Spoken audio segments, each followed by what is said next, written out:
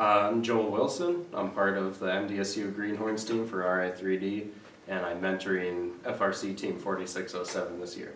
My name is Peter Hartnett. I'm a mentor for 1816. I work with the mechanical side.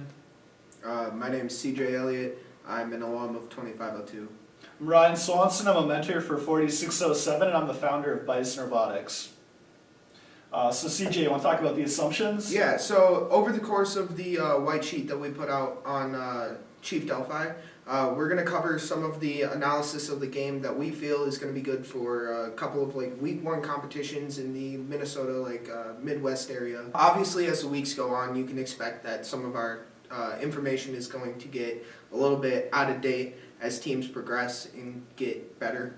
And obviously around different areas of the country, there will be more difficult competition. So we coined a little bit of terminology to help us kind of figure out what we're going to do with this game. So we coined a team that scores on the scale as a scaler. We coined a team that scores that's dedicated to doing the switch. We called it a switcher. Teams that are able to climb, we call them climbers. So if you're going to dedicate yourself to doing the vault, we're calling you a vaulter. So if you check out the white paper that we just posted on Chief Delphi, there's a section dedicated to all of our assumptions and kind of analysis of the cycles during this game. So feel free to check that out, and you can interact with that data and adjust it for what you think your team is capable of doing. So this is our qualification seeding capabilities. This will cover where teams are placed for the playoff matches. At the end of qualifications, this is where we believe teams will fit and what their capabilities are. For the 1st through 4th seed, these teams will climb regularly, maintain control of their home switch, pretty basic, score in auto to get that ranking point especially, and will probably be one of the best scalers, those who interact with the scale. For the 5th through 8th seed teams, it's going to be that secondary, second level that's still really good at competition. We're expecting that they're going to be able to maintain their home switch for at least most of the match, if not all of it. They may have scale capability, but not necessarily. These are going to be the teams who are going to be the secondary scalers or the very good switch operators. And they should be able to climb. Most of them will. You probably will have one or two in this area that either got carried, quote unquote, or just had good luck in their matches with everything working out for them. Alright, so next we're going to cover what we think the top picks will be for the regional. As that first pick, it's really hard to predict. A lot of it's going to be how they fit into the alliance with the robot that is in the first seed.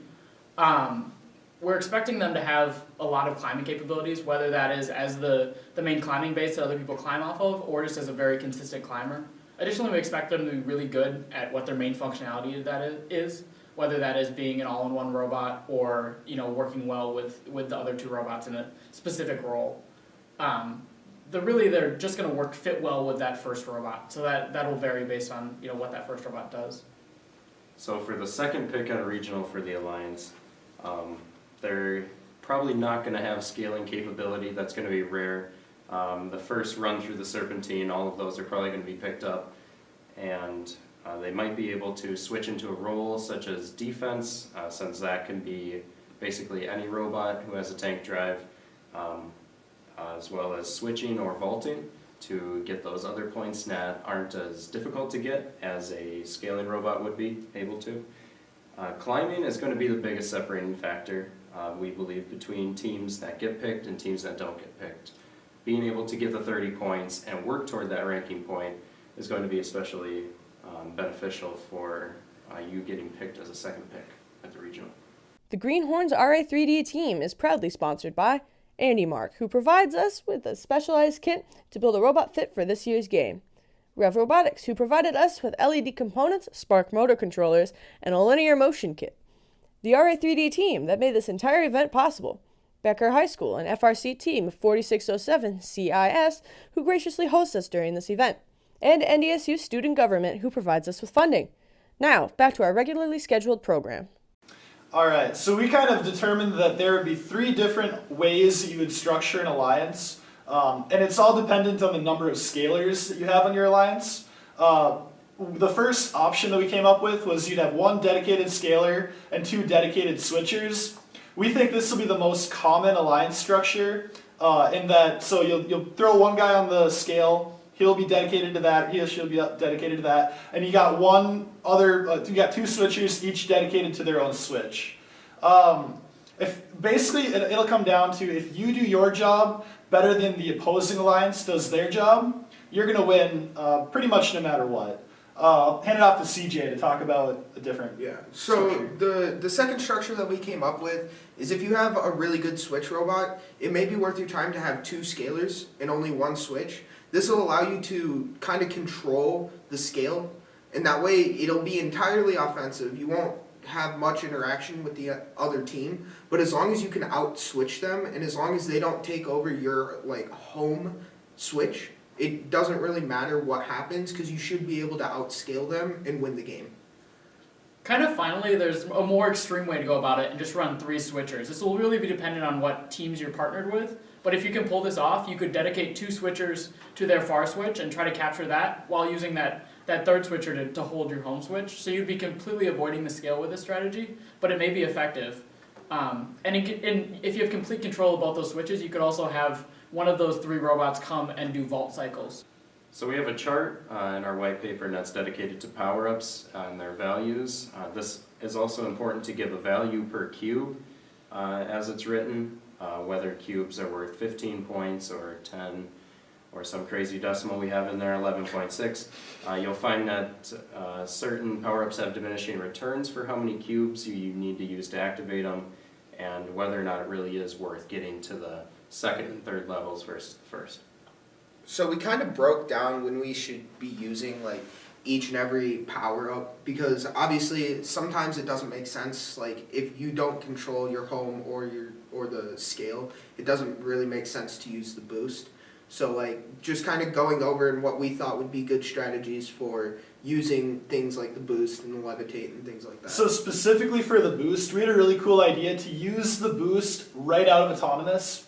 Basically the idea being all of your robots start with a block, with a cube, and one goes, maybe you do this in autonomous, one you activate your switch, and then immediately after autonomous is over, another robot gets your cube to the vault, and then you activate boost right away.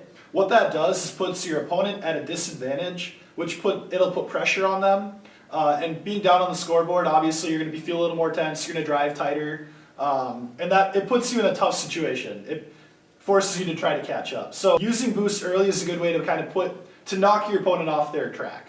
Additionally, the second and third levels of boost don't make that much sense because they rely on you knowing whether you're going to be able to control the scale for the rest of the next 10 seconds. And we feel like that's something that you really can't control in most matches. The other thing is per power block that's needed to use that's power blocks that you could dedicate to maintaining control of the switch or the scale later on in the game. That I personally don't think is necessary for the power-up.